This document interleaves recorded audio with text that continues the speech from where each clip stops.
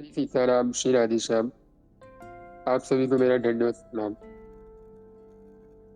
हम उजूड़िया बाबा का उपदेश सुन रहे हैं और उसमें हमने कल सुना था कि मानसिक पाप क्यों होते हैं और यदि मानसिक पाप हो जाए तो उसके प्रायश्चित का क्या उपाय है। यानी हम कोई मन से किसी के प्रति अपराध कर दे तो उसके प्रायश्चित यानी पछतावे का क्या उपाय है। और आगे है कि जब कोई भगवत गुणानुवाद करता है तो ऐसे कौन से लोग होते हैं जो भगवत गुणानुवाद करते हैं और फिर सामने वाले जीव के ऊपर उसका प्रभाव पड़ता है, कब पड़ता है, ये हमने सुना था। आज हम सुनेंगे भक्ति में मुख्य विघ्न क्या है। यानी हमारी भक्ति में जो मेन प्रॉब्लम्स आती है, जो मेन परेशानियां हैं, वो क्या है। तो जिन्होंने नहीं सुना वो पीछे जाकर सुन सकते हैं। और आप लोग बहुत सावधान होकर सोने का प्रयत्न ना करें, क्योंकि जीवन वैसे भी 84 लाख योनियों में सोते सोते ही गुजरा है। अब प्रभु कृपा हुई, संत कृपा हुई तो हमें थोड़ा सा चेत आया है, थोड़ा सा समझदारी मिली है, विवेक मिला है, जिसके फलस्वरूप हम सत्संग को प्राप्त कर पा रहे हैं। कितने सारे जीव, कितने सारे लोग ऐसे होंगे कि इस माया की निद्रा में बढ़िया सो रहे होंगे। हम पे आपकी कितनी कृपा है। खैर, 2 मिनट हम भगवान की स्तुति करते हैं, फिर नाम संकीर्तन करते हुए आगे बढ़ेंगे। गुरुर्ब्रह्मा गुरुर्विष्णु गुरुर्देवो महेश्वरः गुरुर्साक्षात् परब्रह्म तस्मै श्री गुरुवे नमः। मूकं करोति वाचालं पङ्गुं लङ्घयति गिरिं यत्कृपातमहं वन्दे परमानन्दमाधवम्। सच्चिदानन्दरूपाय विश्वोत्पत्त्यादिहेतवे तापत्रयविनाशाय श्रीकृष्णाय वयं नमः। वंशी विभूषितकरान्नवनीरदाभा पीताम्बरादरुणबिम्ब फलाधरोष्ठा पूर्णेन्दुसुन्दरमुखात् अरविन्दनेत्रात् कृष्णात् परं किमपि तत्त्वमहं न जाने। श्री सीताराम, श्री राधेश्याम। अब हम 2 मिनट नाम कीर्तन करके फिर आगे बढ़ते हैं। और आप लोगों से मेरी विनम्र प्रार्थना है, अपने गुरुदेव, अपने इष्ट देव, समस्त संत हरिभक्त जन की भावमयी उपस्थिति में ये सत्संग सुनने का प्रयास करें और उनसे प्रार्थना करें कि हे नाथ, इस सत्संग का एक ही फल हो कि राम चरण रति होए, यानी हमारे प्रभु के चरणों में रति हो। ऐसा हमें आशीर्वाद दीजिए और ऐसी हमारे ऊपर कृपा कीजिए। ये आप लोग अवश्य कीजिएगा। गुलजीत दीदी, राधेश्याम, 2 मिनट भगवान का नाम संकीर्तन करके फिर आगे बढ़ते हैं। जी दीदी, राधेश्याम। राधे सीताराम। राधा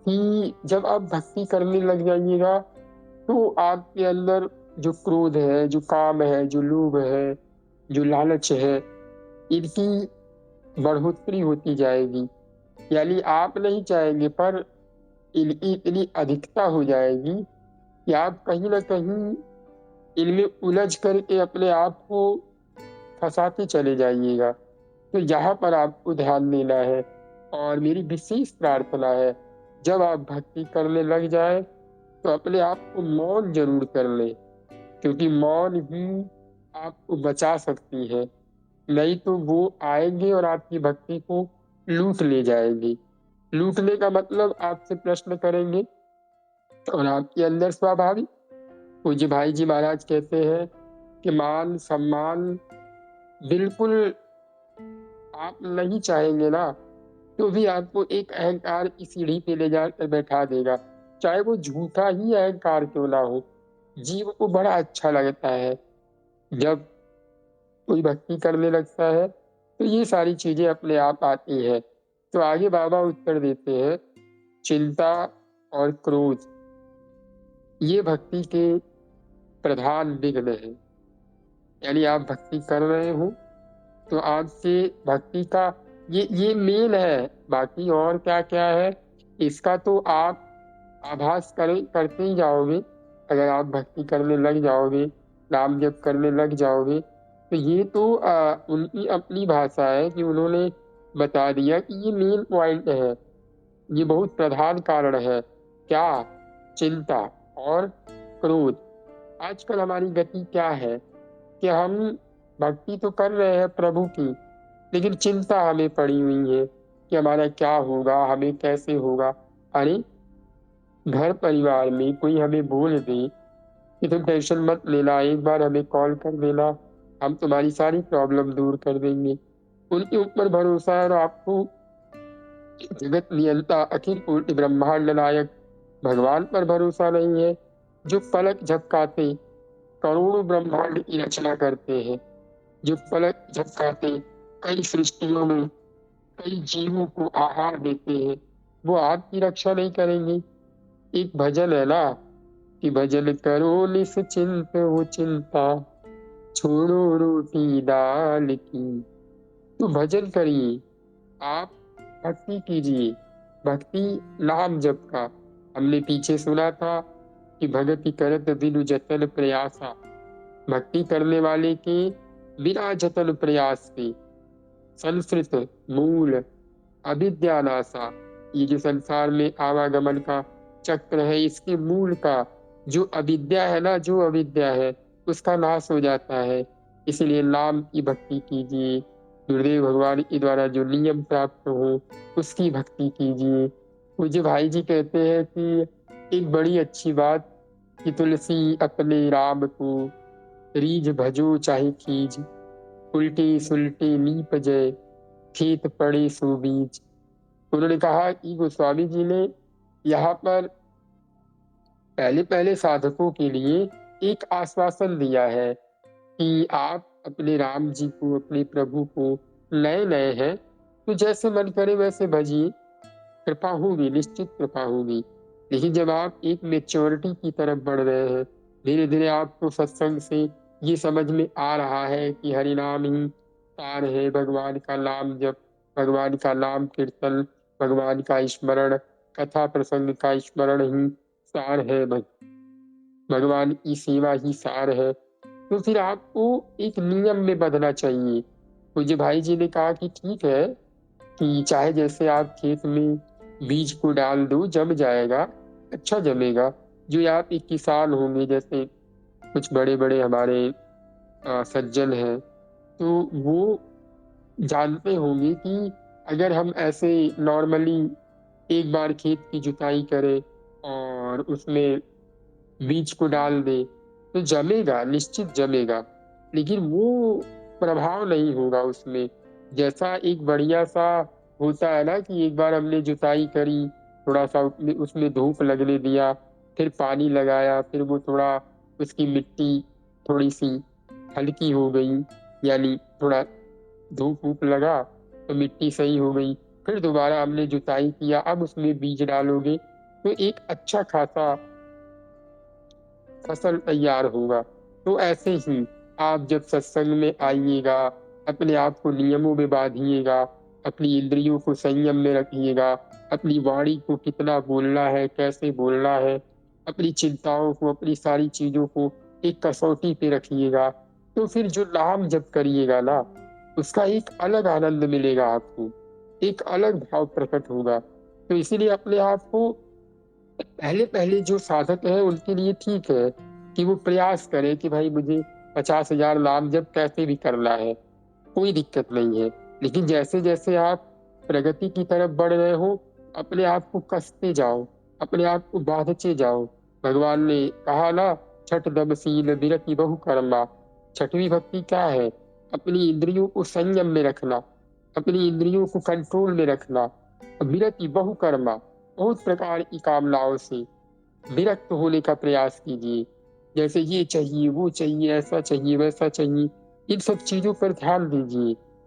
जैसे हमने पीछे ईशान भाई के सत्संग में सुना था, साधक संजीवनी में, कि कामनाएं और आवश्यकताएं, ये दोनों बड़ी विचित्र चीज है।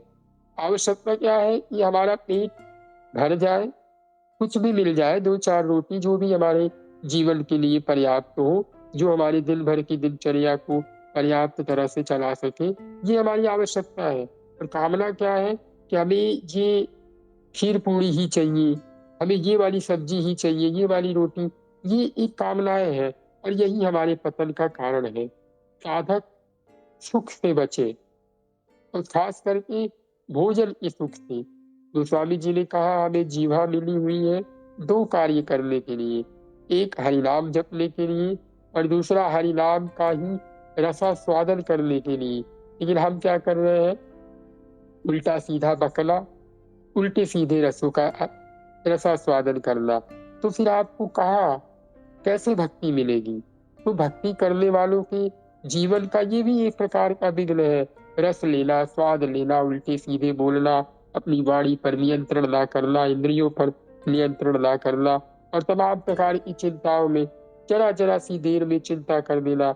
हम कई सारे भाई ऐसे हैं, ईशान भाई बताते हैं उनके बारे में, कि वो अपना सर पीटने लगते हैं।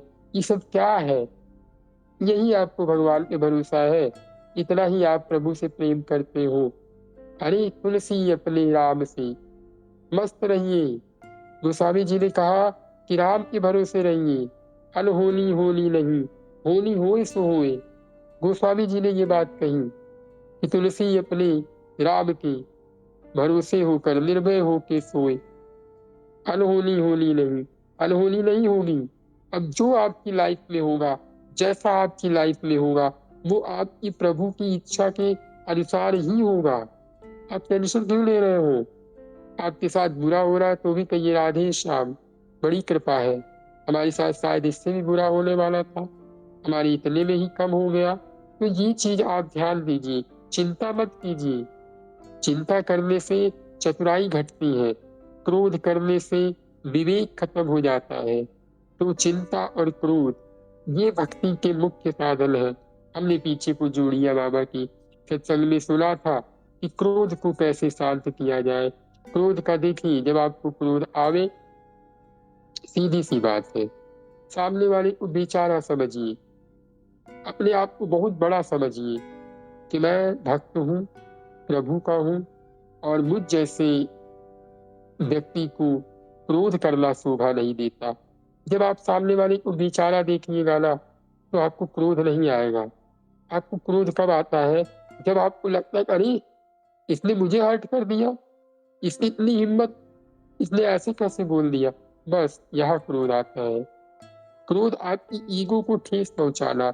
जैसे कोई छोटा बच्चा हो, बहुत छोटा सा हो, और वो खेलते खेलते अपने हाथ से आपकी मोबाइल को पटक दे, गिर जाए उसके हाथ से। अब ना आप उसको मार सकते हैं, ना आप उस पर क्रोध कर सकते हैं। क्यों? क्योंकि बच्चा है, बेचारा है, अनजान है, अबूझ है। बस सेम यही कंडीशन सबके ऊपर लागू करना सीखिए। कोई भी कुछ बोल जाए तो ध्यान दीजिए कि संसारी है, अरे हम अपने प्रभु के हैं ना। कोई हमें गाली दे गया तो गाली से हमारा मर्डर तो कर नहीं दिया, या हमारे शरीर को कहीं हानि तो पहुंचा नहीं दिया। ठीक है, हमारी ईगो को ठेस पहुंचाया, हमारे अहंकार को एक चोट पहुंचाई, यही ना होगा। तो इससे आपका क्रोध धीरे धीरे शांत होता जाए। जब आपको क्रोध आवे तो ध्यान दीजिए कि मुझे क्रोध आ गया। क्रोध की एक बड़ी अच्छी खासियत है, जब आती है तो पता चलती है कि आ गया है। तब व्यक्ति जानबूझकर अनकंट्रोल होता है। उस समय आपको समझना है कि मेरी भक्ति बर्बाद हो जाएगी, क्योंकि हम यहाँ प्रभु के लिए आए हैं। इस बात पर आप लोग बार बार ध्यान दीजिए, क्योंकि हम असावधान है, न माया असावधान है, न काल असावधान है। दोनों बहुत सतर्क रहते हैं, आपको भ्रमित करने के लिए तरह तरह के आइडियाज निकालते रहते हैं। आपने एक चीज देखा होगा कि माया का काम क्या है, कि आपने मोबाइल ऑन किया, इंस्टाग्राम पर आप गए। खैर, हमारे पास तो प्रभु कृपा से नहीं है, बड़ी कृपा है कि हम इंस्टाग्राम वगैरह नहीं चलाते। लेकिन जिनके पास है वो बेचारे, मैं अपने अनुभव से बता रहा हूँ, इंस्टाग्राम में गए, एक रील स्क्रॉल किया, फिर स्क्रॉल करते जाओ, बस। माया का काम है समय बर्बाद करना। वो आपके समय को सार्थक नहीं होने देगी। अभी जो समय सार्थक हो रहा है ना, यहाँ पे भी कई लोग ऐसे होंगे जो सावधान होकर सुन रहे होंगे। कई लोग ऐसे होंगे तरह तरह की चिंताओं में, सवेरा हो रहा है, उनको ये करना है, उनको वो देना है। अरे 15 मिनट, 10 मिनट, 1 घंटा प्रभु के लिए ईमानदार होकर बैठ जाइए। प्रभु उसको प्यार करते हैं जो सब कुछ छोड़ करके उनके लिए तैयार हो। अरे हमारा आपका क्या है, उन भक्तों को देखिए।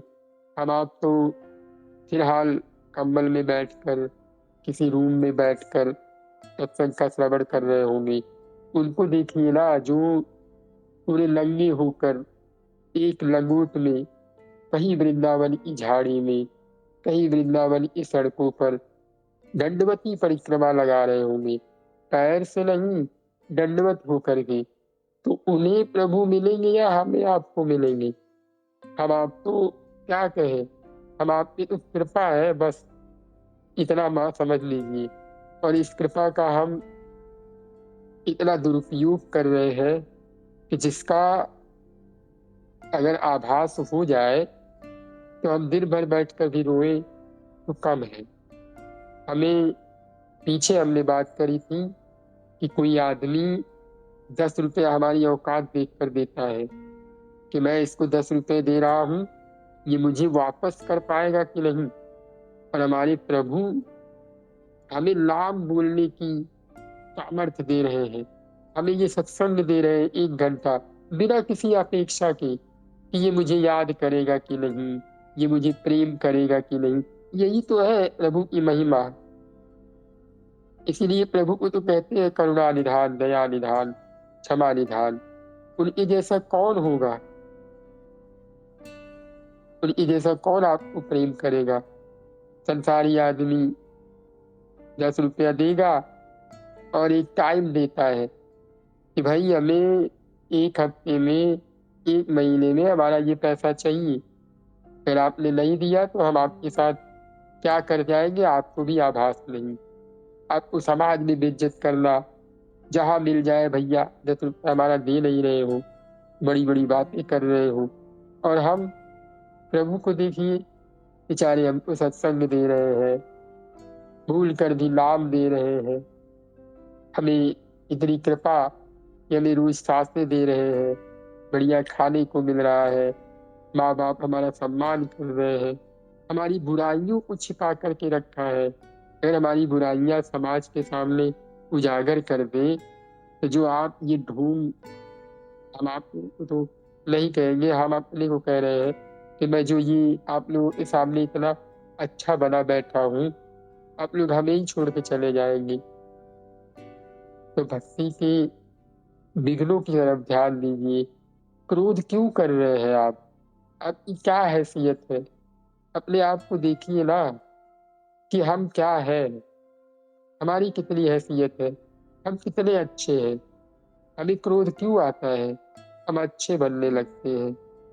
हमें क्रोध क्यों आता है? हम दिखावा करने लगते हैं। हम अपने आप को अच्छा प्रूफ करने लगते हैं।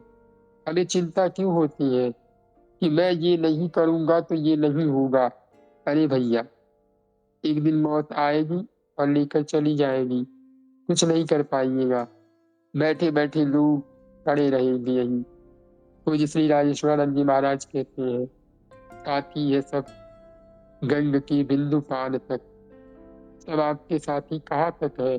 जब तक गंगा मैया की वो बिंदु नहीं दिखाई देती, जहाँ उसका अंत होता है, वहां तक लोग आपके पीछे जो भी क्रियाएं होती हैं करते हुए जाएंगे, और अर्धांगिनी बढ़ेगी तो केवल मकान तक। परिवार के सब लोग, रिश्तेदार साथ निभाएंगे तो श्मशान तक, और बेटा भी हक निभाएगा तो केवल अगली दान तक। उसके तो आगे भजन ही है साथी, और हरि के भजन बिन अकेला रहेगा। ये जीवन है 2 दिन का, मेला रहेगा। हरि के भजन बिन अकेला रहेगा। अपने आप को बैठ करके विचार करो कि मैं यहाँ क्यों आया हूँ? मेरा यहाँ पे कौन है? मैं यहाँ किन के लिए चोरी, बेईमानी, झूठ बोलना, लोगों से कपट करना, चिंताएं करना, क्रोध करना क्यों कर रहा हूँ? मैं अपने आप को क्यों नष्ट किए जा रहा हूँ? इसीलिए आप लोग ध्यान दीजिए। तुलसी भरोसे राम की, निर्भय हो के सोए। अनहोनी होनी नहीं, होनी होए सो होए। आपको जितना काम दिया गया उतना करिए, जितना आप में सामर्थ्य है उतना कीजिए। बाकी हर समय सीताराम सीताराम सीताराम कहिए। जो होना है सो होगा। अपने गुरुदेव भगवान, अपने इष्ट देव, उनका बार बार स्मरण कीजिए, क्योंकि अपने परिणाम पे ध्यान दीजिए। दुकानदार दिन भर दुकान पे बैठकर कमाए और खूब पैसा कमाए, लेकिन लास्ट में उसको 1 रुपए न मिले घर जाते हुए, तो क्या करेगा? टेंशन में आ जाता है कि अरे, मेरा पैसा क्या हो गया? मैं दिन भर कमाया, 1 पैसा मेरे खाते में नहीं। आप दिन भर न कमाए, दिन भर सोए रहे, और आप शाम को 1,000 रुपए का प्रॉफिट हो जाए, तो आपका पूरा दिन अच्छा हुआ कि नहीं हुआ? ऐसे ही जीवन भर आप ये दिखावा कीजिए, घर परिवार लोग, इन सब के चक्कर में पड़िए, और अंत समय में आपके हाथ में 1 रुपया यानी एक नाम भी ना हो, तो क्या मतलब है? कि भक्ति करना बड़ा आसान हम लोगों ने समझ लिया है, और है भी। जो करना चाहे उसके लिए है भी, लेकिन जो नहीं करना चाहे उसके लिए कोई भी मोटिवेशन, कैसा भी चीज दे दिया जाए, कुछ नहीं होने वाला। इसीलिए आप लोग पहली बात तो चिंता करना छोड़ दीजिए। जिस मालिक ने जन्म दिया है, अन्न वस्त्र भी देवेगा। पूज्य भाई जी कहते हैं, अगर प्रभु ने आपके मुंह को फाड़ करके भेजा है, तो आपके अन्न की व्यवस्था भी की है। चाहे वो 2 दिन बाद मिलेगा, चाहे वो 4 दिन बाद मिले, लेकिन मिलेगा वही जो आपको प्रभु ने दिया है। और ये भी याद रखिएगा, जो आपके लिए निश्चित है, निर्धारित है, वो आपको सोए सोए खाने को मिलेगा। इस बात पर पूरा यकीन कर लीजिए। आप इतना जान लीजिए कि जो आपके लिए निर्धारित कर दिया गया है। पूज्य राधा बाबा एक प्रश्न उत्तरी में कह रहे थे किसी शिक्षक को कि आप ये जो इतनी चिंताओं में घिरे हुए हैं ना, कि मैं कॉलेज में नहीं पढ़ाऊंगा, स्कूल में नहीं पढ़ाऊंगा, तो मेरा घर बार कैसे चलेगा? तो पूज्य राधा बाबा ने कहा, यदि प्रभु चाहेंगे तो पूरी दुनिया आपके पीछे लग जाए, आपको खाने को नहीं दे सकती। और यदि प्रभु ही चाह लेंगे तो पूरी दुनिया आपके विरोध में हो, आपको खाने को ऐसे मिलेगा कि लोग छटपटाते जाएंगे और आपको खाने को मिलता जाएगा। इसीलिए ईमानदारी से प्रभु की शरण में हो जाइए और चिंता मत कीजिए, निर्भय निर्भय होकर जिए। जो नाम जप करेगा, जो भगवान की, अरे भगवान गोपद सिंधु अनल सितलाई गरल सिदा रुक कर ही मिताई। अरे गऊ के खून में जो गड्ढा होता है उसमें समुद्र बना देते हैं भगवान, आग को ठंडा कर देते हैं, जहर को शीतल मधुर रस बना देते हैं। रिपु तर ही मिताई, आपके दुश्मन भी आपके मित्र हो जाएंगे। प्रभु पे भरोसा तो कीजिए, चिंता काहे करते हैं। चिंता करना है तो प्रभु का कीजिए कि हे नाथ मैं आपको भूलूं नहीं, हे मेरे प्यारे आपका चिंतन छूटे नहीं। 2 मिनट छूट जाए तो आपके अंदर बेचैनी होनी चाहिए, अरे मैं अपने प्रभु का नाम नहीं लिया, मैंने अपने प्रभु को याद नहीं किया।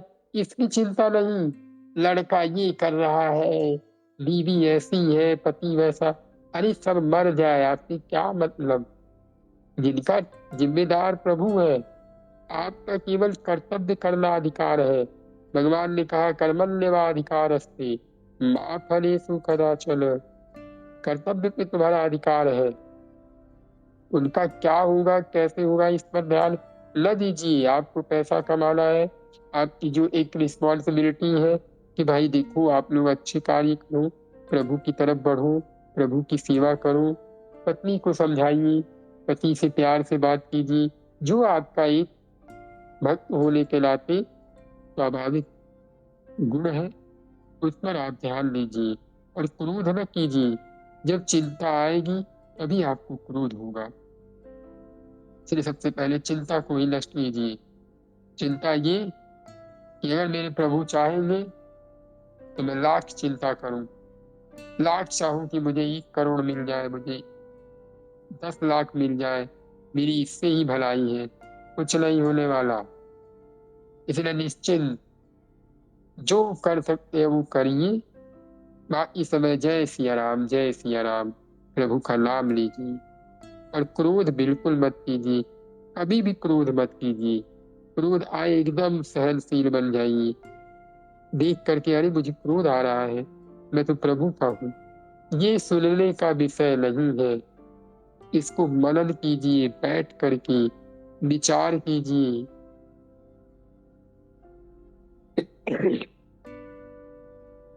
अब आगे है, इतना आप लोगों को समझ में आ गया कि हमें चिंता नहीं करनी है, क्योंकि चिंता से ही क्रोध आता है, चिंता से ही परेशानियां बढ़ती हैं।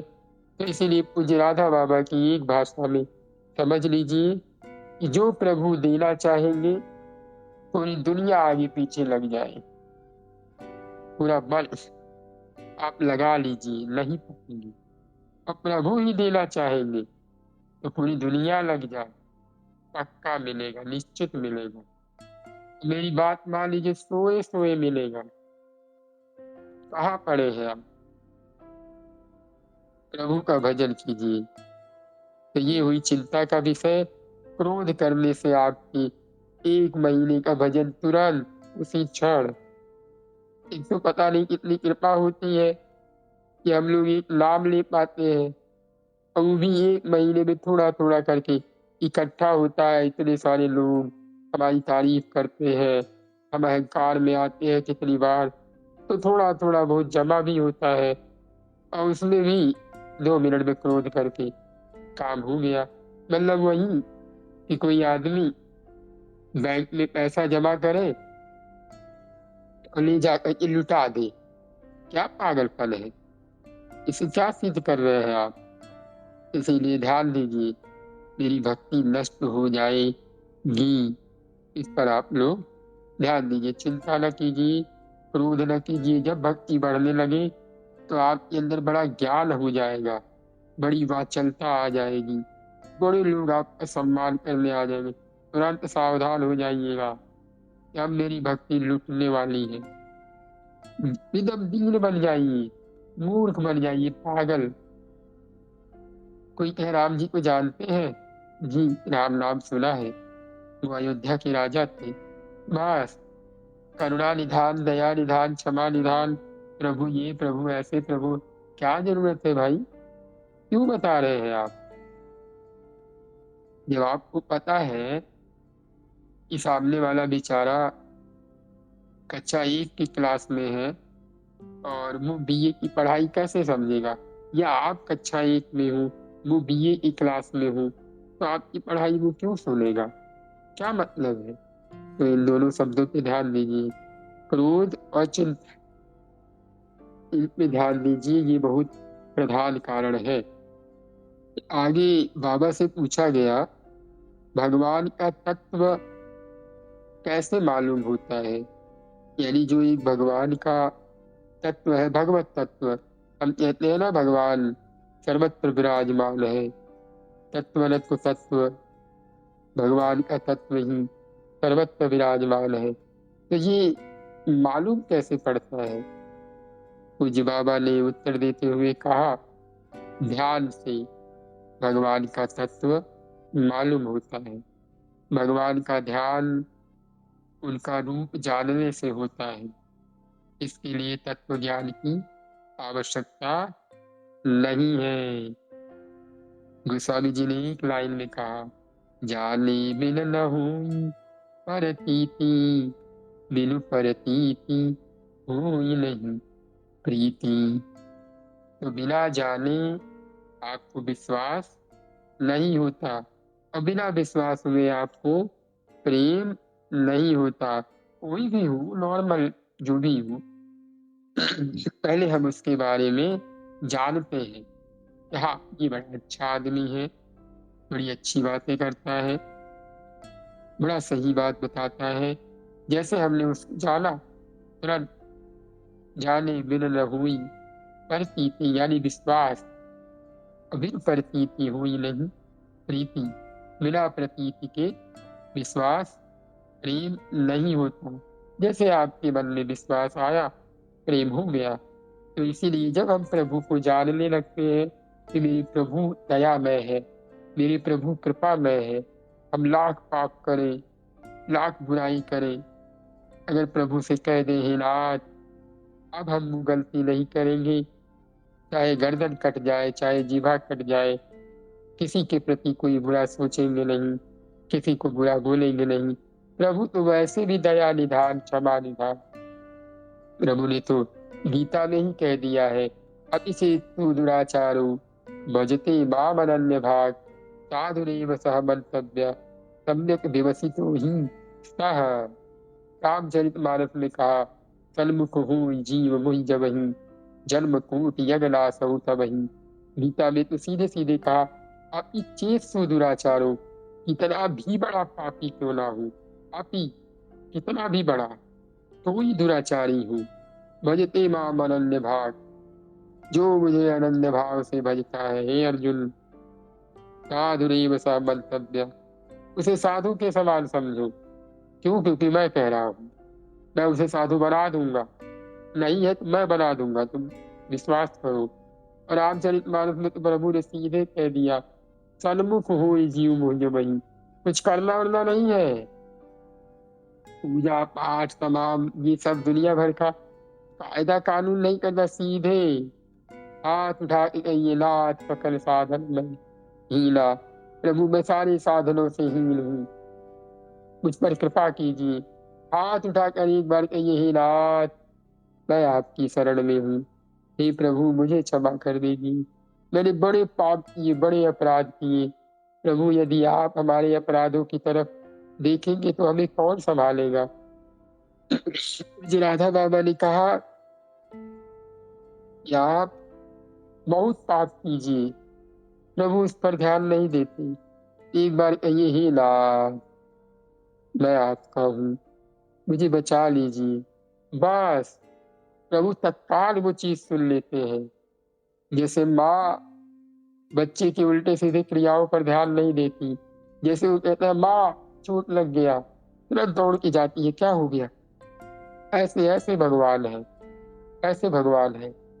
तो इसीलिए प्रभु के सन्मुख हो जाइए, कुछ करना नहीं है, उनके सन्मुख खड़े हो जाइए।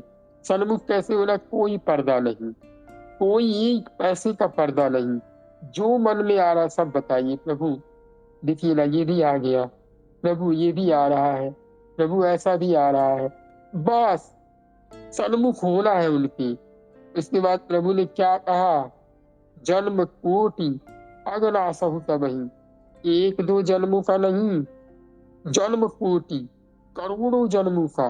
अग माने पाप, तुरंत तुरंत नाश कर देंगे। विश्वास कीजिए, प्रभु कह रहे हैं, मेरा कोई शब्द नहीं है। तो इसीलिए बस प्रभु के सन्मुख हो जाइए।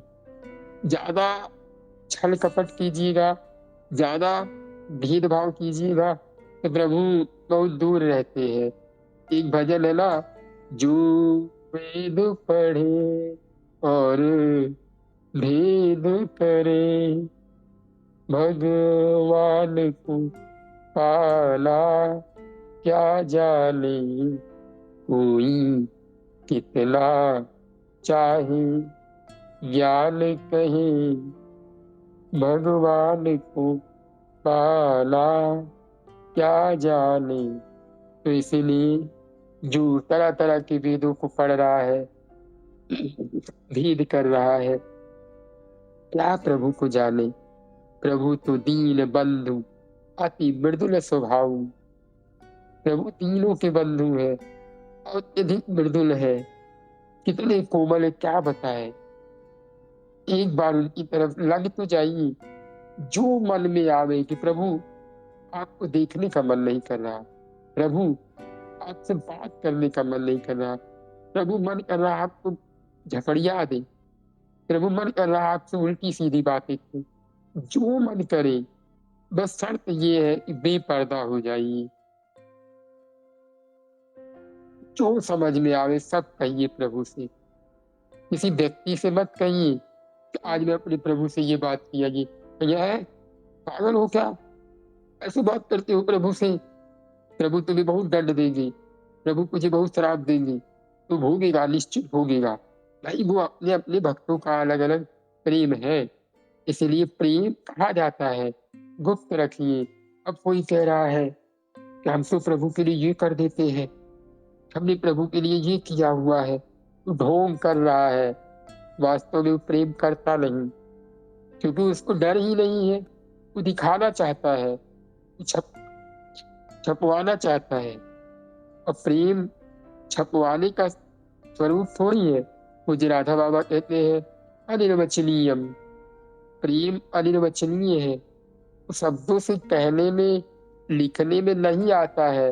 आप हो सकता है आप थोड़ा बहुत इशारा कर सकते हो, कह दो हो ही नहीं सकता।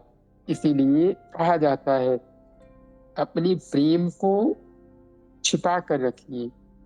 किसी के सामने मत कहिए मेरा क्या संबंध है, कैसा संबंध है, मैं अपने प्रभु के साथ कैसे बिहेव करता हूँ, उनसे कैसी बातें करता हूँ। ये आपके प्रभु की मर्यादा है, आपकी उनकी अपनी मर्यादा। क्योंकि उनके सामने अगर आप छिपाइएगा तो फिर कौन है जो आपको समझेगा। और बाकी समाज में एकदम एकदम एक मैनर में रहिए, एक सभ्यता में रहिए। कोई कहे कि अरे प्रभु इतने बड़े, हाँ भैया प्रभु बहुत बड़े हैं, प्रभु तो ये करने पे बहुत दंड देते हैं, प्रभु ये करने पे बहुत मारते हैं, बहुत पाप हो जाएगा तो प्रभु क्षमा नहीं करेंगे। और अपने प्रभु से एकदम निर्भय निसंकोच, प्रभु खाना पीना खाए, मस्त हो, ठीक ठाक हो ना, क्या हाल चाल है, बढ़िया बात कीजिए। लोगों के सामने ये ना तैयारी, प्रभु है, जगदीश्वर है, अखिल कोटि ब्रह्मांड नायक है, उनसे ऐसे बदतमीजी से मैं नहीं बात कर सकता। अरे राम राम राम राम। क्योंकि आपके ही भावों का वो अनुसरण करेंगे, या आप उन्हें दिखाइए कि मैं आपके भावों का अनुसरण कर रहा हूँ। क्योंकि हमें अपने प्रभु से थोड़ी ना छिप के रहना है। तो इसीलिए ये है हमारे प्रभु, इनको जानिए कि प्रभु सन्मुख होते ही सारी चीजों को माफ कर देते हैं। तो भगवान को जानने से भगवान का रूप सामने आएगा। कल आपने व्हाट्सएप पे एक पूज्य श्री हमारे बड़े परम श्रद्धेय संत है कृपालु जी महाराज, उनका मैंने आप लोगों को एक वीडियो भेजा होगा। जिन्होंने देखा था बड़ी अच्छी बात, जिन्होंने नहीं देखा है वो जा करके देख ले। लास्ट में एकदम मैंने भेजा था। तो उन्होंने रूप ध्यान का एक बड़ा अच्छा तरीका बताया। शायद ऊपर था कि दूसरी वीडियो है, थोड़ा सा ऊपर जाइएगा तो वहां पे भी आपको पूज्य महाराज जी ने रूप ध्यान का तरीका बताया। तो आप लोगों ने इतना जान लिया कि हमारे प्रभु कैसे हैं कि उनके सामने एकदम खुला रहिए। काम भाव आवे, क्रोध भाव आवे, लोभ भाव आवे, बिल्कुल प्रभु को देखने का मन न करे वो भी बताइए कि प्रभु देखिए ना, आपको देखने का मन नहीं कर रहा है, आपसे पूरा पूरा लड़ाई कर दे, जो मन करे करे, पर किसी को बताइए नहीं। ये मेरी विशेष प्रार्थना है। ये आपका उनका प्रेम है भाई, आप क्यों बताएंगे अपना प्रेम, क्या जरूरत है। कोई आपके प्रेम को थोड़ी समझ पाएगा। आपका कैसा प्रेम आपको डरा देगा। क्यों रे, प्रभु के बारे में ऐसे सोच लिया ऐसे, प्रभु तुम्हें पक्का दंड देंगे। हो गया काम, हो गई तुम्हारी भक्ति। ये माया है, डरिए मत। शास्त्रों और वेदों की मर्यादा लोगों के सामने है, तो वहां आप मर्यादित रूप से रहिए।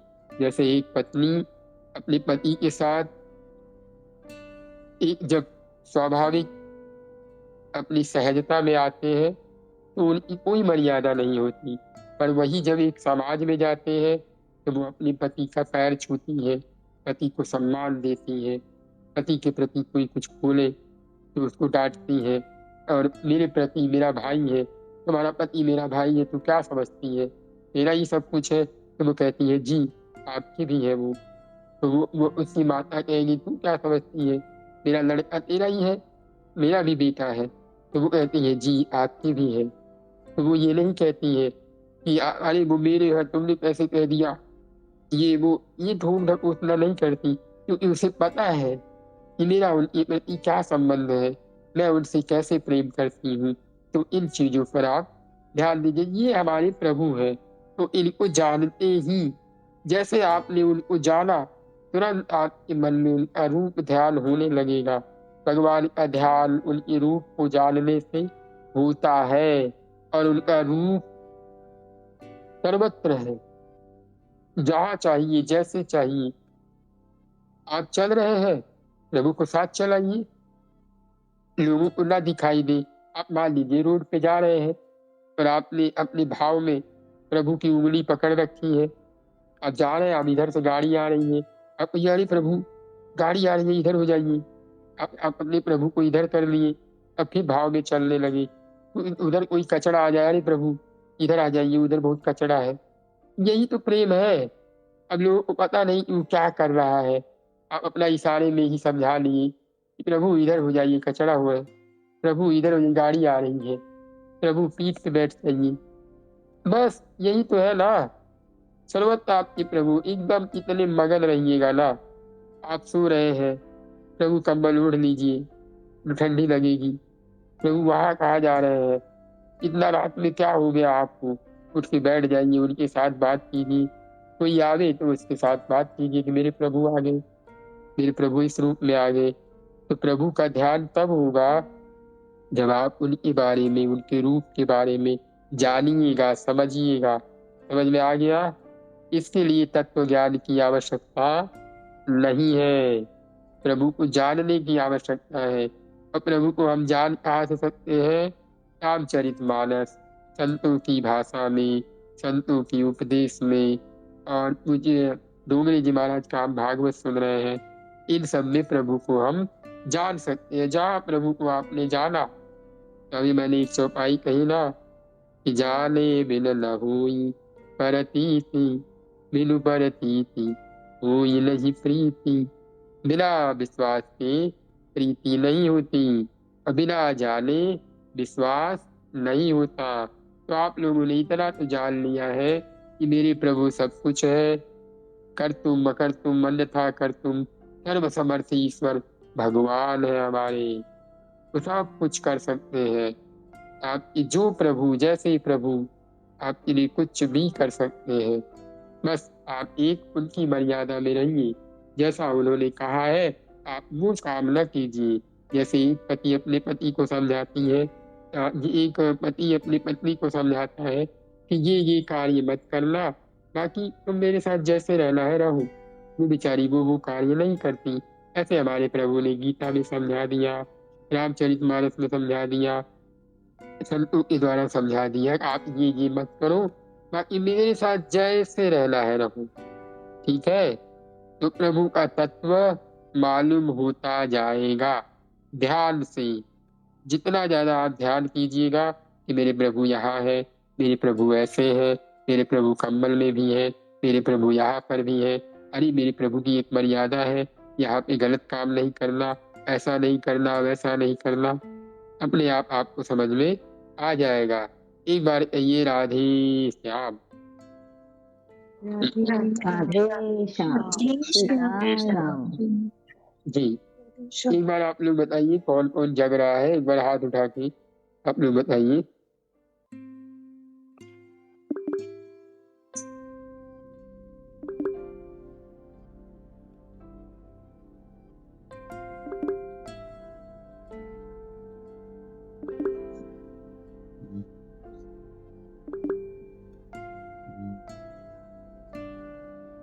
जी, अब आप लोग हाथ नीचे कर लीजिए। हमने यहाँ तक सुना, अब हम पूज्य उड़िया बाबा के उपदेश को यहीं पर विराम देंगे।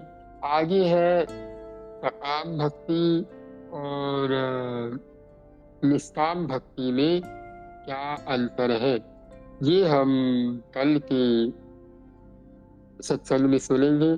आज आप लोगों को इतना समझ में तो आ गया ना कि चिंता क्रोध ये नहीं करना है, और प्रभु को जानिए। प्रभु को जान तो गए ही है कि प्रभु हमारी कैसे है, क्यों है। हाँ, थोड़ी सी उनकी मर्यादा है, वो है समाज के लिए, जिसमें हमें सावधान रहना है। बाकी आपने जो करा, जैसा करा, प्रभु को बताने का प्रयत्न कीजिए, धीरे धीरे आपको सब चीजें समझ में। एक बार कहिए राधे श्याम। राधे श्याम, सीताराम। जी, एक बार आप लोग बताइए कौन कौन जग रहा है, एक बार हाथ उठा के आप लोग बताइए।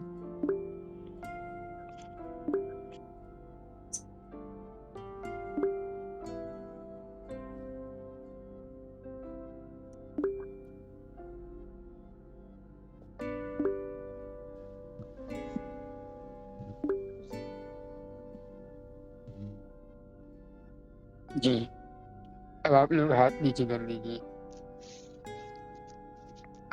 हमने यहाँ तक सुना, अब हम पूज्य उड़िया बाबा के उपदेश को यहीं पर विराम देंगे। आगे है सकाम भक्ति और निष्काम भक्ति में क्या अंतर है, ये हम कल के सत्संग में सुनेंगे। आज आप लोगों को इतना समझ में तो आ गया ना कि चिंता क्रोध ये नहीं करना है, और प्रभु को जानिए। प्रभु को जान तो गए ही है कि प्रभु हमारी कैसे है, क्यों है। हाँ, थोड़ी सी उनकी मर्यादा है, वो है समाज के लिए, जिसमें हमें सावधान रहना है। बाकी आपने जो करा, जैसा करा, प्रभु को बताने का प्रयत्न कीजिए, धीरे धीरे आपको सब चीजें समझ में आती जाएंगी। 2 मिनट आप लोग में से कोई नाम कीर्तन कर सके। प्रिया दीदी, प्रिया अग्रवाल दीदी, मेरी आवाज आ रही है? प्रिया जी, 2 मिनट आप नाम कीर्तन कर सकती हैं।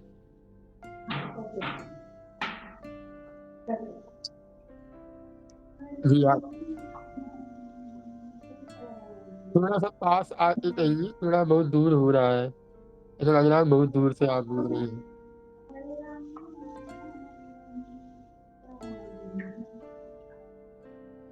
बाकी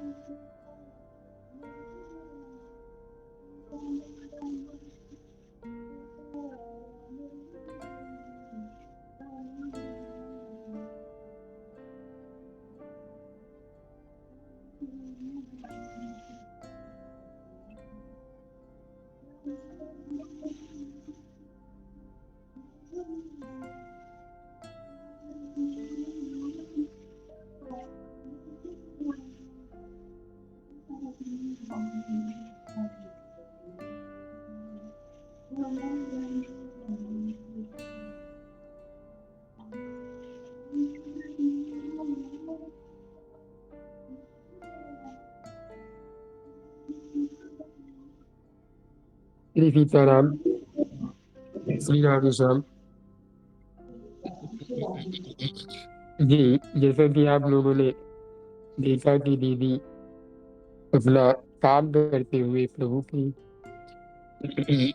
नाम को गा रही थी।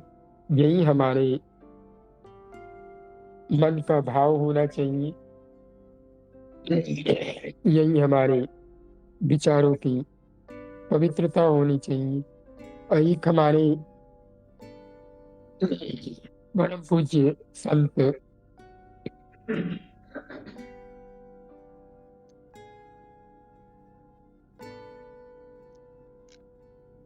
पूज्य रमेश बाबा हुए, बरसाना मान मंदिर में है अभी भी। तो वे बड़ी अच्छी बात कहते हैं कि तन की पवित्रता कहाँ हुई है। यदि हम मन से ही पवित्र ना हो तो तन तो वह जीवन पर्यंत कभी जीवन में पवित्र हो ही नहीं सकता। अगर आपको लग रहा है कि हमने बहुत नहा लिया, धो लिया, बढ़िया परफ्यूम वगैरह, इत्र वगैरह लगा लिया, हम एकदम समाज में बड़े सुंदर, बड़े महकते हुए, बिल्कुल एक मक्खी भी बैठे तो फिसल करके गिर जाए, ऐसे आप हो जाए, तो बाबा कहते हैं जो देवतागण होते हैं ना, तब भी आपका शरीर उनको बदबू करता है, दुर्गंध देता है, ऐसा आपका शरीर है। लेकिन इस शरीर की एक महिमा भी है कि साधन धाम मोक्ष कर द्वारा, यही है जो मोक्ष के द्वार तक पहुंचाती है, श्री सीताराम श्री राधे श्याम के भाव में प्रविष्ट करती है। ये है हमारे शरीर की महिमा। इसीलिए नाम न छूटे, मुख में हो राम नाम, राम सेवा हाथ में। तो जैसा हमने पीछे सत्संग में चर्चा करी कि अगर आपके मुख में राम नाम है तो फिर आप प्रभु के काम के लिए परेशान ना होइए। आप जैसे राम नाम ले रहे हैं, सारा काम, जो काम आप करेंगे, सब प्रभु का। और एक बात और सुन लीजिए, अगर आप विश्वास पूर्वक प्रभु का नाम ले रहे कि हे प्रभु, मैं अबूझ हूँ, मैं अनजान हूँ, मुझे नहीं पता कि क्या सही है, क्या गलत है, क्या धर्म है, क्या अधर्म है। वास्तव में जो पता है उसके लिए नहीं, जो नहीं पता है उसके लिए यदि आप नाम जप करते हुए, प्रभु से प्रार्थना करते हुए यदि आप पाप कर्म भी करिएगा ना, तो निश्चित लिख के ले दीजिए, आपके मन में ऐसी जलन हो जाएगी, ऐसी जलन हो जाएगी, आप 2 मिनट करिएगा फिर त्याग दीजिएगा कि ये मुझसे नहीं होगा। या आपके सामने ऐसी कोई परिस्थिति आकर खड़ी हो जाएगी कि सामने वाला आपको कहेगा भाग भाग यहाँ से, भाग, तुझे कुछ करना वरना नहीं आता है, ऐसे बोल देगा। मेरा विश्वास कीजिए, आप कोई काम करने जाए सब उल्टा पुल्टा, बस एक बार नाम के भरोसे हो जाइए। प्रभु से प्रार्थना करते हुए किसी काम में लगिएगा ना, तो आप मतलब जैसे होता नहीं है कि आप किसी को ज्ञान दे रहे होंगे ना, तो सामने वाला ऐसे इग्नोर करेगा कि आप थोड़ी देर में कहोगे यह क्या इसको सुनाए, ये तो मेरी बात ही इग्नोर कर रहा। तो वहां वो इग्नोर नहीं कर रहा, वो प्रभु की कृपा काम कर रही है, क्योंकि आपने प्रार्थना की है ना, तो प्रभु उसको आपकी इतनी अच्छी बात क्यों ही सुनाएंगे। कोई आप बहुत बढ़िया बात बता रहे हो, सामने वाला कहे भैया हमें बड़ा काम है, थोड़ा सा हमें जाना है, तो आप उदास न होइए, प्रसन्न होइए, जय हो प्रभु, आपने हमें बचा लिया। नहीं तो अभी हम अपने भाव बता देते उसको, अभी अपनी प्रेम बता देते, वो कदर ही नहीं करता। ऐसे ही आप कोई पाप कर्म कर रहे होंगे, अब प्रभु ऐसे लीला कर देंगे, सारा उल्टा पुल्टा होगा। सामने वाला कहेगा भागो यहाँ से, भागो भागो, एक काम करने तुमको नहीं आता है, कल से हमारे यहाँ आना मत, दोबारा दिखाई मत देना। और आप रोएंगे कि हे भगवान, एक नौकरी मिली थी वो भी आपने छुड़वा दी, आप बड़े पतित हैं, आप बड़े दुखी करने वाले हैं, आप तो कभी मेरी सहायता करते ही नहीं। अरे आपको क्या पता कि आपके प्रभु ने बहुत बड़े पाप करने से बचा लिया, बहुत बड़े अपराध करने से बचा लिया।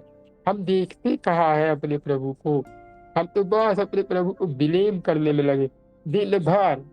कोई गलती हो गई ये नहीं कहेंगे प्रभु की कृपा है कि बच गए, उंगली उठा के तुरंत कहते हैं तुम बड़े अत्याचारी हो, तुम मुझे केवल कष्ट देते रहते हो, पूरी दुनिया सुखी पर केवल तुम मुझे दुख देते हो। ये क्या है भाई, विश्वास कीजिए, एक बार प्रभु का नाम लिया करिए और तुरंत कहिए आप प्रभु हम जा रहे हैं, हमें नहीं पता क्या सत्य है क्या असत्य है, क्या धर्म होगा क्या अधर्म होगा, भाई आप जानो, बेइज्जत करवाना है, हम प्रसन्न है, खूब शाबाशी करवाओ, प्रसन्न, एकदम प्रसन्न है।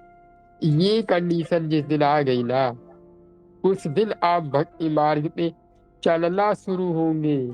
शब्द पे ध्यान दीजिए, चलना शुरू होंगे, पहुंचेंगे नहीं, चलना शुरू करेंगे, वो मार्ग आपको मिलेगा। अभी तो आप 2 मिनट में उंगली उठाकर दिखाते हो कि तुम प्रभु बड़े ही अत्याचारी हो, तुम मुझे बहुत दंड देते हो। अरे उनके यहाँ ये है ही नहीं, वो वो दुख देना जानते ही नहीं भाई। उनका नाम है जो आनंद सिंधु सुख राशि, उनका नाम ही है आनंद भवन, मंगल भवन अमंगल हारी। वो खाली मंगल के भवन है भाई, उनको दुख देने कभी आता ही नहीं, वो जानते ही नहीं दुख क्या होता है, उन्हें पता ही नहीं दुख कैसे दिया जाता है। ये हमारे प्रभु है। जैसे कोई व्यक्ति हो, उसको पता ही नहीं कि अंग्रेजी कैसे पढ़ी जाती है, वो क्या अंग्रेजी पढ़ेगा, वही हमारे प्रभु का है, ये हमारे प्रभु है।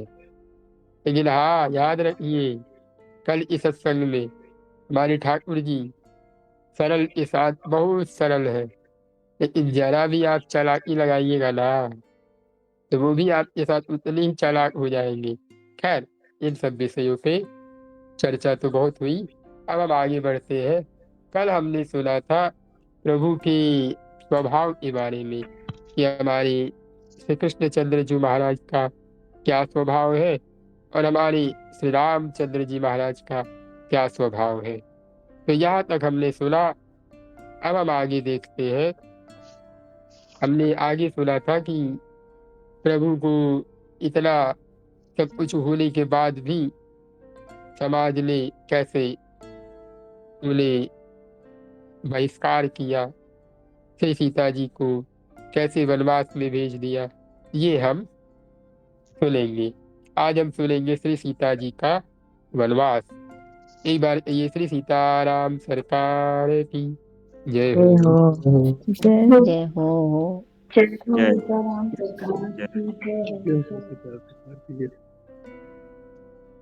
आगे कहते हैं श्री सीता जी सगर्भा है, यानी गर्भवती है। श्री सीता जी ने कहा था, मुझे वन में घूमने की, रहने की इच्छा होती है। प्रातः काल में एक सेवक आया और श्री रामचंद्र जी को कहा है, कल रात्रि को मैं अयोध्या में घूमता था, लोग माता जी की निंदा करते हैं। रावण के घर में रही थी, सब लोग शंका बहुत करते हैं। जो जीव जैसा होता है वैसे ही भाव से जगत को देखा करता है।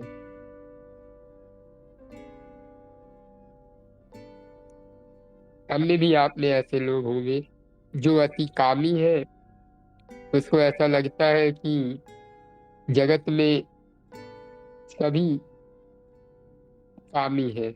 जो अति लोभी है वह सभी को लोभी मानता है। रावण के घर में रही थी, आप उनके साथ रहते हो, आपकी भी निंदा करते हैं। श्री रामचंद्र जी ने सुना है, मेरी प्रजा मेरे लिए शंका करती है, मेरी मस्तक पर कलंक लगाया है।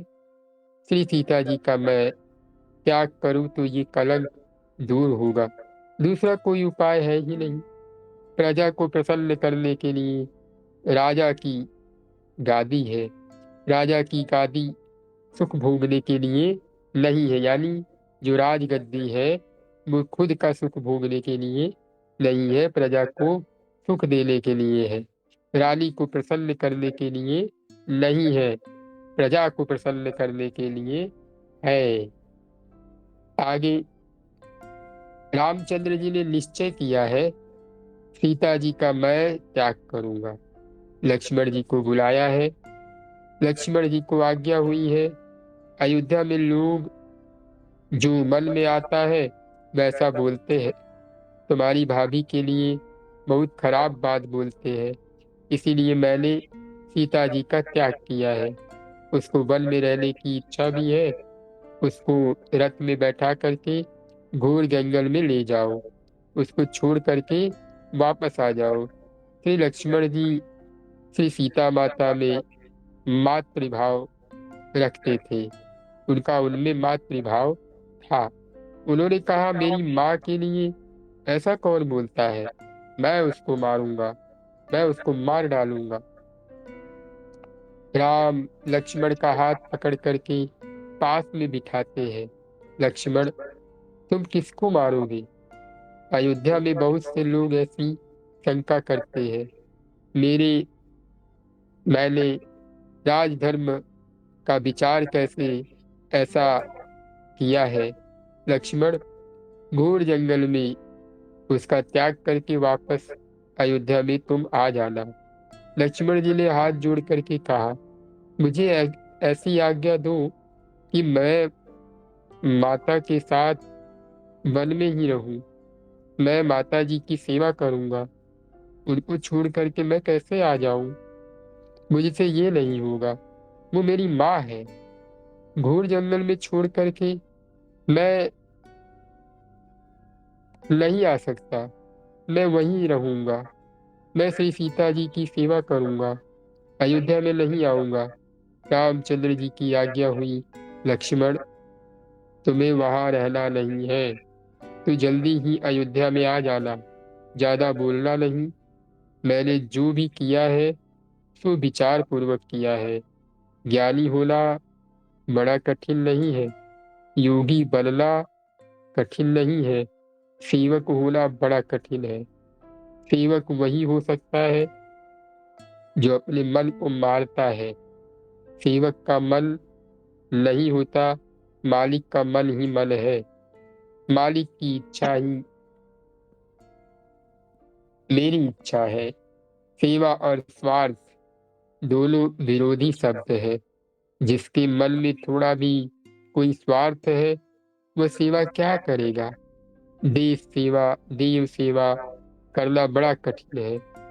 सेवक वह हो सकता है जो अपने मन को मारता है। लक्ष्मण जी को ये काम करने की इच्छा नहीं थी। लक्ष्मण जी ने तो ऐसा कहा कि ये मुझसे नहीं हो सकता, आप ये काम दूसरे किसी को कहना। तब राम जी ने कहा, लक्ष्मण ये तुम्हें ही करना पड़ेगा, ये काम कोई दूसरा व्यक्ति कर ही नहीं सकता। लक्ष्मण मेरी आज्ञा है, अब ज्यादा बोलो मत। वन में जाने के बाद ज्यादा बोलना नहीं। रामचंद्र जी ने सीता जी को कुछ कहा नहीं। लक्ष्मण जी से सीता जी को रथ में बैठा करके घोर जंगल में ले गए हैं। रामायण में वर्णन आता है, उस मार्ग में बहुत अपशगुन होते हैं। घोर जंगल में रथ आया है। श्री सीता माता रथ से नीचे उतरती है। लक्ष्मण जी महान वीर है, बालक के जैसे रोने लगे। श्री सीता जी जानती नहीं है। श्री सीता जी ने पूछा, लक्ष्मण क्या हुआ, क्यों रोते हो। लक्ष्मण जी श्री सीता माता को साष्टांग वंदन करते हैं। माँ, मैं आपका दास हूँ, मैं सेवक हूँ। मालिक मालिक की आज्ञा का पालन करना ही मेरा धर्म है। माँ, ये काम करने की मेरी इच्छा नहीं थी, मैं क्या करूँ, मैं मजबूर हूँ। फिर सीता जी ने पूछा, लक्ष्मण क्या हुआ है तुम्हें, इतना दुख तुम्हें क्यों हो रहा है। माँ, मुझे कहने में बहुत दुख होता है। अयोध्या में लोग जो मन में आता है सो कहते हैं, आपके लिए खराब बोलते हैं। इसीलिए प्रभु ने आपका त्याग किया है। श्री सीता जी ने जब सुना तो बहुत व्याकुल हो गई, मैं कहाँ जाऊं। फिर श्री सीता जी ने धैर्य धारण करके लक्ष्मण जी से कहा, लक्ष्मण मेरे प्रभु जो कुछ करते हैं वह योग्य ही है। मेरे ऊपर उनका बहुत प्रेम है, इसीलिए मेरा त्याग किया है। मेरे प्रभु श्री राम कभी बुरा नहीं कर सकते, सब मेरी भूल है। मेरे राम निर्दोष है, मेरे ऊपर उनका बहुत प्रेम है, इसीलिए मेरा त्याग किया है। लक्ष्मण, प्रभु ने मेरा त्याग किया है, इसमें दुखी होने की जरूरत नहीं है। मैं दुख सहन करूंगी, किंतु मुझे ऐसा लगता है कि मेरे वियोग में मेरे राम जी बहुत दुखी होंगे, उनको बहुत दुख होगा। मेरी चिंता करना नहीं, उनके साथ में रहो, एक क्षण के लिए उनको छोड़ना नहीं। लक्ष्मण, मैंने आज तक किसी को कहा नहीं, आज तुम्हें मैं कहती हूँ। रात्रि में चरणों की सेवा मैं जब करती नहीं तब तक, रात्रि में चरणों की सेवा मैं जब तक करती नहीं तब तक प्रभु को नींद नहीं आती।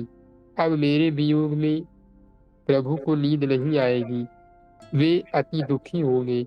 लक्ष्मण, मेरी चिंता करना नहीं, उनको संभालना। राम वियोग जैसा कोई वियोग नहीं है, मैं दुख सहन करूंगी। लक्ष्मण, जानते हो मैं सगर्भा हूँ, यानी मैं गर्भवती हूँ। सूर्यवंश का पवित्र बीज मेरे पेट में है। मैं आत्महत्या नहीं करूंगी, मैं दुख सहन करूंगी, मैं बालकों को बड़ा करूंगी। लक्ष्मण जी महाराज महान बुद्धिमान है। वाल्मीकि ऋषि के आश्रम की पास श्री सीता जी को छोड़ा है। श्री सीता जी को वंदन करके कहा, माँ धैर्य रखो, आपका यह दास आपकी सेवा में यहाँ आएगा। मुझे यहाँ से जाने की इच्छा नहीं है, पर क्या करूं, प्रभु की आज्ञा हुई है, मुझे अयोध्या में जाना है। माँ, आपके पिता जनक महाराज के मित्र महर्षि वाल्मीकि हैं। वाल्मीकि जानकी जनक जी के यहाँ सत्संग करने के लिए जाते थे। आपके पिता के वे मित्र है माँ, यहीं रहना। पास में ही वाल्मीकि ऋषि का आश्रम है। लक्ष्मण जी को आज्ञा थी। वंदन करके लक्ष्मण जी अयोध्या में आए हैं। श्री सीता माता व्याकुल होकर के रोने लगी। श्री सीता माता का स्वरूप ऐसा दिव्य था कि पशु पक्षियों का हृदय भी पिघल गया। बाघ, सिंह, बंदर, रीछ, जंगल के सब पशु पक्षी श्री सीता माता को घेर करके बैठे हैं। श्री सीता माँ रोती है। तब सब पशुओं को दुख होने लगा है। सभी पशु पक्षियों की आंखों से आंसू बहने लगे। श्री सीता माता रोती है। वाल्मीकि ऋषि ने सुना है आज जंगल के पशु पक्षी क्यों रो रहे हैं। शिष्यों को आज्ञा दी है बाहर जाकर के देखो क्या बात है। शिष्य बाहर गए। देखते हैं श्री सीता माता जी मध्य में बैठी है। वहां सिंह, बाघ जैसे हिंसक पशु उन्हें घेर करके बैठे हैं। शिष्यों ने देखा श्री सीता माता रोती है। सब पशु भी रोते हैं। सभी सोचते हैं श्री सीता माता जंगल में हिंसक पशुओं के बीच बैठी है, हम क्या सेवा करेंगे। शिष्यों ने देखा। फिर वाल्मीकि ऋषि के पास आए और कहा गुरुजी, कोई लक्ष्मी जैसी सुंदर स्त्री है। लक्ष्मी की जैसा ऐसा कहना भी उचित नहीं। ऐसा स्त्री तो ऐसी स्त्री तो जगत में आज तक हुई ही नहीं और होने वाली भी नहीं। मुझे तो लगता है ऐसी स्त्री ब्रह्मा जी भी बना नहीं सकते। वह अपनी इच्छा से प्रकट हुई है। श्री सीता माता जगत माता है। श्री सीता जी आदि शक्ति है। श्री सीता माता जन्म नहीं लेती, उनका जन्म नहीं होता। राम की माँ तो कौशल्या हो सकती है। श्री सीता जी की कोई माँ नहीं। श्री सीता जी का कोई पिता नहीं। जो जगत की माँ है उनकी माँ कौन हो सकती है। ऐसा लगता है कि वे अपनी इच्छा से अनेक जीवों का कल्याण करने के लिए आई है, स्व इच्छा से प्रकट हुई है। ऐसी स्त्री ब्रह्मा जी कभी नहीं बना सकते। वाल्मीकि ऋषि को आश्चर्य होता है, ऐसी कौन सी स्त्री है जिसको ब्रह्मा जी भी नहीं बना सकते। वाल्मीकि ऋषि दौड़ते हुए गए। देखते हैं श्री सीता जी को देखते ही पहचानते हैं, ये तो जनक की कन्या है। पहचान लिया। श्री सीता जी को समझाया, तू मेरी कन्या है, मैं सब जानता हूँ, मैं तेरे पिता का मित्र हूँ। सीता जी को अनेक रीति से समझा करके वाल्मीकि ऋषि आश्रम में ले गए। वाल्मीकि ऋषि के आश्रम में आने के बाद लव कुश का जन्म हुआ है। चक्रवर्ती सार्वभौम राजा श्री राम है। उनके दो बालकों का जन्म एक ऋषि के आश्रम में हुआ है।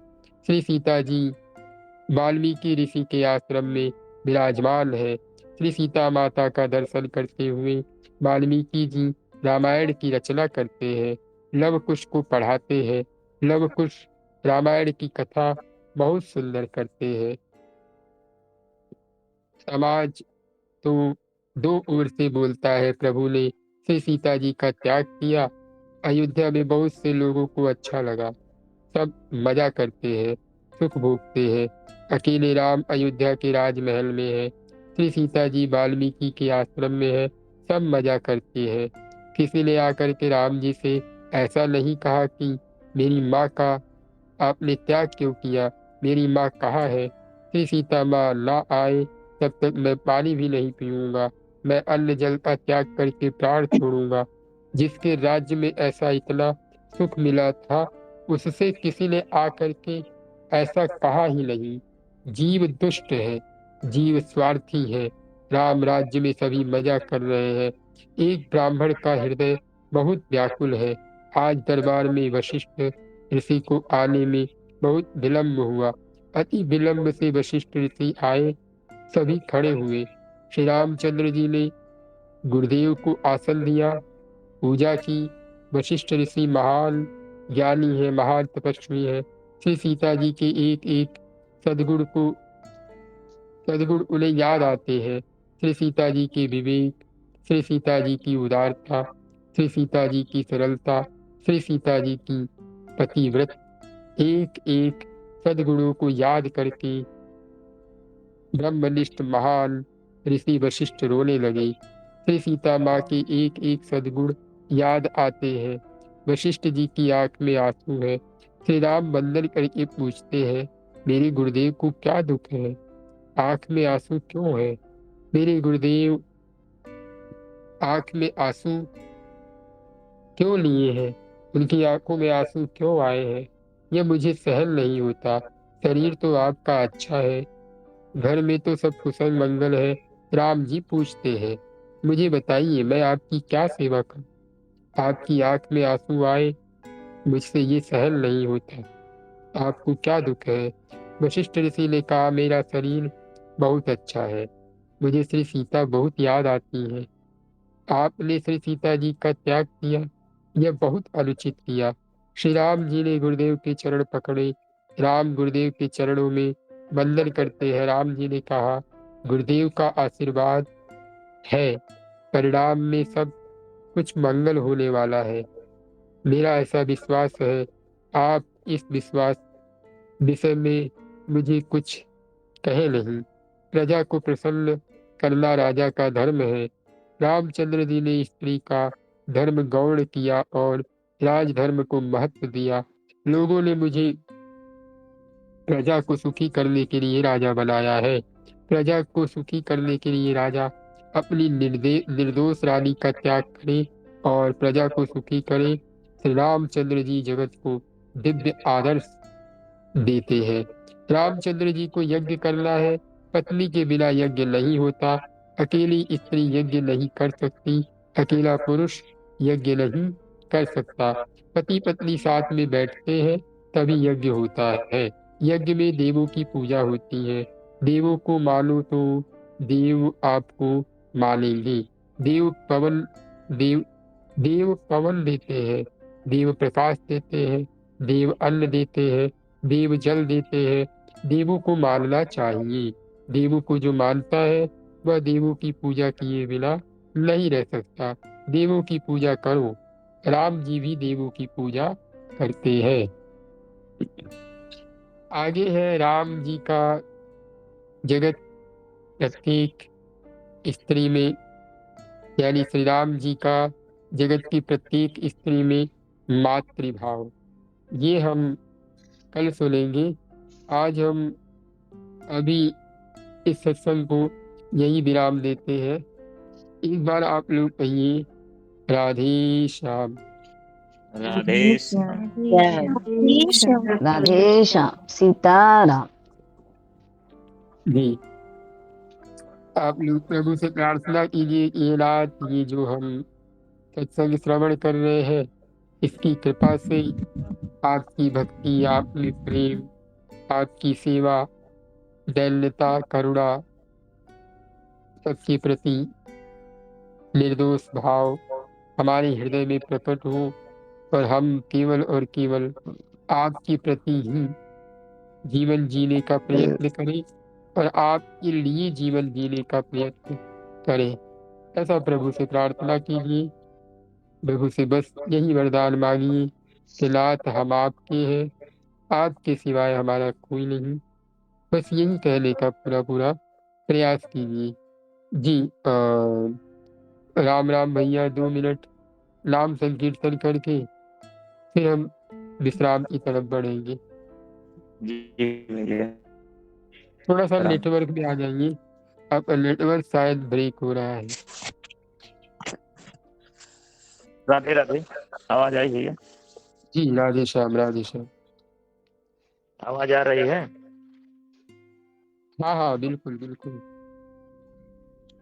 श्रीमन्नारायण नारायण नारायण, भजमन नारायण नारायण नारायण, गोविंद नारायण नारायण नारायण, भजमन नारायण नारायण नारायण, श्रीमन्नारायण नारायण नारायण, केशव नारायण नारायण नारायण, माधव नारायण नारायण नारायण, नारायण श्रीमन्नारायण नारायण नारायण। जो नारायण नारायण गाएगा वह प्रेम पदार्थ पाएगा। श्रीमन्नारायण नारायण नारायण भजमन नारायण नारायण नारायण। जो नारायण को बिसराएगा वह जीती बाजी हारेगा। श्रीमन्नारायण नारायण नारायण भजमन नारायण नारायण नारायण। जय श्री नारायण, जय सीताराम। 2 मिनट भगवान का जयकारा कर लेते हैं आप लोग। प्रभु की भावमयी तमाम संतों और भक्तों की भावमयी उपस्थिति में जयकारा जरूर कीजिए, क्योंकि उन्हें बड़ी प्रसन्नता मिलती है। और कोई भी संत जन भक्त जन प्रसन्न हो जाए, इससे बड़ी हमारी और क्या ही सेवा हो सकती है। श्री सीताराम सरकार की सरकार की जय हो। श्री राधे श्याम सरकार की जय हो। जय हो। श्री लक्ष्मी नारायण सरकार की जय हो। जय हो। उमापति महादेव की जय हो। जय हो। श्री हनुमंत लाल जी महाराज की जय हो। जय हो। गोविंद गोपाल की जय जय हो। हो। राधा रमण लाल की जय हो। जय हो। राधा वल्लभ लाल की जय हो। बाकी बिहारी लाल की जय हो। जय हो। गौ माता की जय हो। जय हो। समस्त संत हरि भक्तों की जय हो। जय हो। अवध बिहारी लाल की जय हो। जय हो। श्री सतगुरुदेव भगवान की जय हो। जय हो। कुंज बिहारी श्री हरिदास। कुंज बिहारी श्री हरिदास। राधा वल्लभ श्री हरिवल्लभ। राधा वल्लभ श्री हरिवंश। निताय गौर हरि बोल। निताय गौर हरि बोल। नमः पार्वती पते हर हर हर हर महादेव। महादेव।